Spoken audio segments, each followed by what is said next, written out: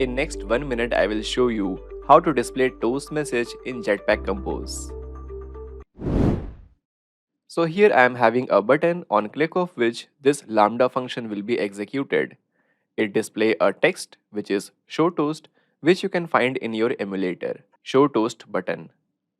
So here within the lambda function, let's write some code to display the toast message. Let's use toast.makeText function.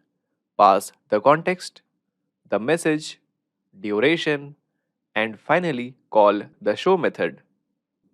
But here is a twist. In Jetpack Compose, we get the activity context in a little different way. So for that, we can use LocalContext.current, which returns the current context of the activity. So this gives us the context and we can pass it over here as a parameter in the toast method.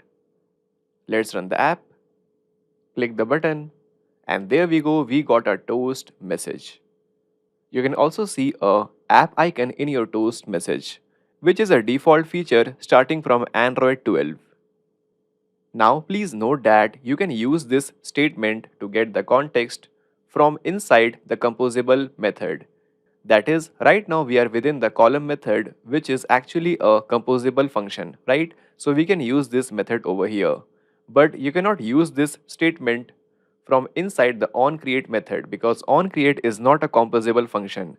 So if you use this statement over here, this statement is not going to return any context because this will not work.